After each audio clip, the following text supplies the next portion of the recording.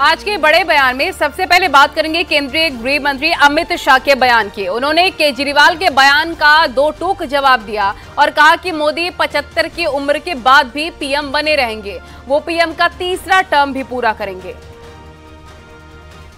भैया मगर पहले एक बात समझ लो, उनकी बेस ये है कि मोदी जी को बदले जाएंगे। मोदी जी को बदलना ही नहीं है, मैंने स्पष्ट कर दिया, अब बैठ जाओ। अरे भाई पहले मूल क्यों ऐसा बोले हैं कि 75 के बाद मोदी जी को बदलेंगे, वो तय हो चुका है, नहीं बदलना है, बैठ जाइए। और अब आपको दिल्ली सीएम केजरीवाल का वो बयान सुनवाते हैं जिसमें उन्होंने 75 साल को लेकर क्या कुछ कहा था, सुनिए। मोदी जी अगले साल 17 सितंबर को 75 साल के हो रहे हैं। बीजेपी के अंदर मोदी जी ने 2014 में मोदी जी ने खुद ने रूल बनाया था कि बीजेपी के अंदर जो भी 75 साल का होगा उसको रिटायर कर दिया जाएगा।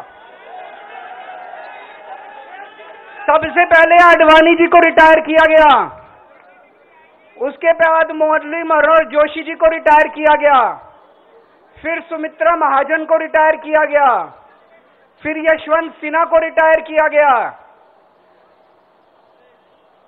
अब मोदी जी अगले साल 17 सितंबर को रिटायर होने वाले हैं।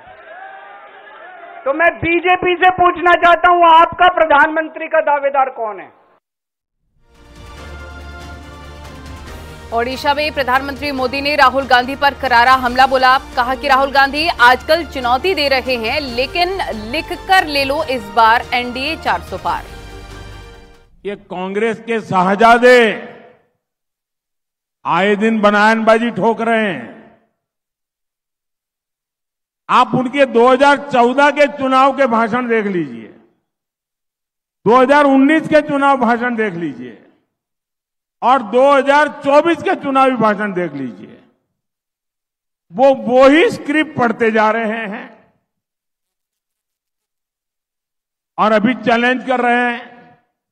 आप लिख के रखिए मेरे देशवासियों, हिंदुस्तान ने मन बना लिया है कि इस बार एनडीए 400 पार करने वाला है।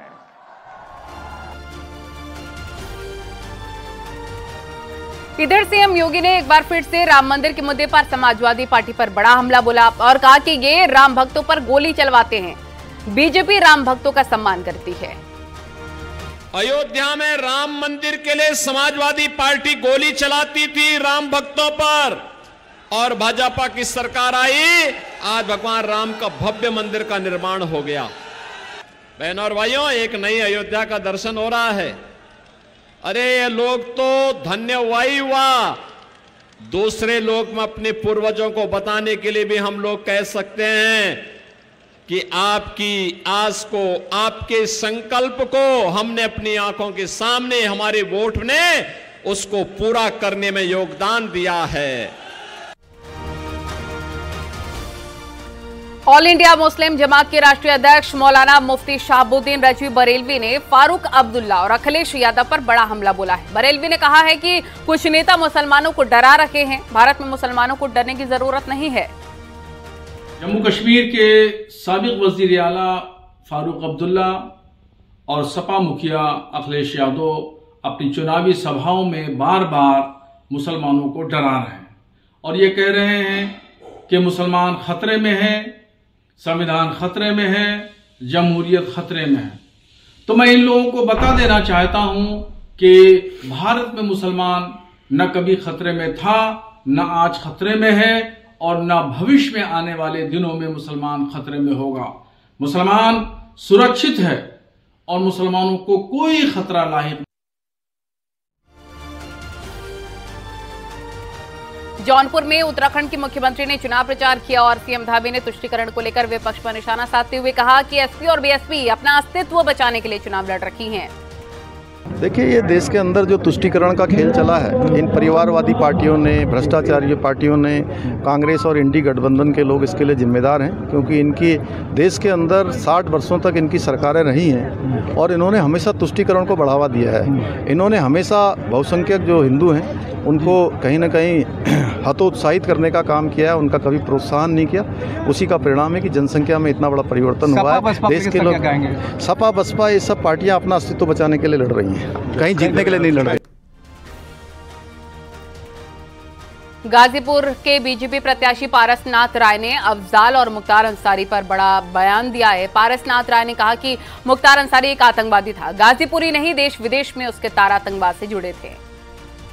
अफजाल अंसारी ने अपनी भाई की तुलना शहीदों से कर दी कि आजाद चंद्रशेखर, शहीद भगत सिंह, राजगुरु, सुखदेव की तुलना एक आतंकवादी जो उनका भाई था, मैं मतलब स्पष्ट शब्दों में कह रहा हूं, पूरे गाजीपुर ही नहीं देश में विदेश के में तार जुड़े थे आतंकवाद से उस व्यक्ति के। ऐसे आतंकवादी की तुलना करना अपने भाई उन शहीदों से, वो 4 बार विधायक रहे हैं, 2 बार सांसद रहे हैं, जो 1 बार रहता है वो माननीय हो जाता है, उनको शोभा नहीं देता। खबरों का सिलसिला लगातार जारी, रुकेंगे छोटे से ब्रेक के लिए।